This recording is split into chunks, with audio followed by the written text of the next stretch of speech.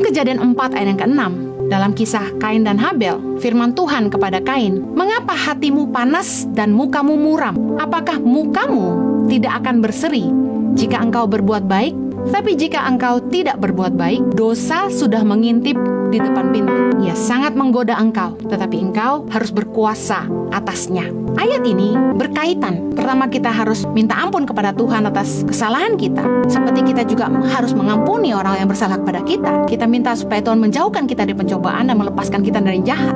Tuhan tidak mungkin menjauhkan kita dari pencobaan atau melepaskan kita dari jahat kalau kita sendiri tidak mengampuni kesalahan orang. Dalam kisah Kain dan Habel, karena Habel persembahannya berkenan kepada Tuhan, Kain iri hati, hatinya panas dan mukanya muram. Tuhan menegur Kain dan mengingatkan dia bahwa dia harus berbuat baik karena dosa sudah mengintip. Artinya apa? Amarah, dendam, kebencian, kepahitan adalah celah bagi iblis untuk masuk dalam hidup kita. Celah bagi iblis untuk menguasai kita, membawa kita kepada pencobaan. Kalau kita ingin dilepaskan dari yang jahat, kita harus belajar mengalahkan kejahatan dengan kebaikan. Yesus mengajarkan kita supaya kita belajar mengampuni orang lain sebagaimana kita juga ingin diampuni oleh Bapa di sorga. Dalam Lukas 6 ayat 27, Yesus berkata begini, "Tapi kepada kamu yang mendengarkan aku berkata, kasihilah musuhmu, berbuatlah baik kepada orang yang membenci kamu, mintalah berkat bagi orang yang mengutuk kamu, berdoalah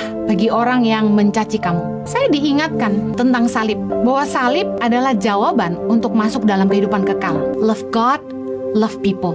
Kita harus bisa belajar mengasihi Tuhan dan juga mengasihi sesama seperti diri kita sendiri untuk kita bisa beroleh masuk dalam kehidupan kekal. Mengampuni merupakan ujian akhir yang Yesus hadapi di atas salib. Yesus menutup akhir hidupnya di bumi sebagai manusia dengan melepaskan pengampunan kepada orang-orang yang menganiaya dia. Yesus berkata, "Bapa, ampunilah mereka karena mereka tidak tahu apa yang mereka perbuat." Dalam hal ini, saya yakin satu-satunya hal yang bisa menghancurkan hidup kita adalah kebencian, kepahitan di dalam hati kita. Ketika kita tidak bisa mengampuni orang, maka kita akan merusak hati kita sendiri. Hati kita menentukan hidup kita. Mari belajar untuk melepaskan pengampunan, mengampuni semua orang yang bersalah kepada kita. Ada yang pernah berkata kepada saya, "Bu Heni, kenapa sulit sekali mengampuni?" Saya ingin berkata begini, ayo berdoa sama Tuhan, minta ampun kalau selama ini kita tidak bisa mengampuni, dan minta anugerah Tuhan menolong kita supaya kita bisa melupakan kesalahan orang, supaya apa yang terekam di alam bawah sadar kita, di dalam pikiran kita, memori kita adalah hal-hal yang baik tentang orang itu. Mari minta anugerah Tuhan. Anugerah Tuhan luar biasa. Dalam hidup ini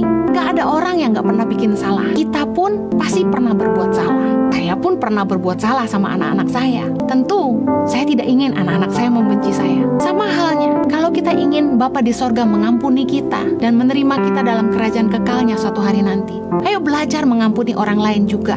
Karena di dalam doa Bapa kami ini diakhiri dengan, kalau kita gak bisa mengampuni kesalahan orang, Bapa di sorga juga tidak akan bisa mengampuni kesalahan kita. Kenapa hidup kita nggak diberkati? Kenapa kayaknya doa kita nggak dijawab? Mungkin masih ada sesuatu yang belum kita bereskan. Mari ampuni. Mari berdoa buat orang-orang yang telah menyakiti kita, seperti doa Yesus di atas kayu salib. Ampunilah mereka, karena mereka tidak tahu apa yang mereka perbuat.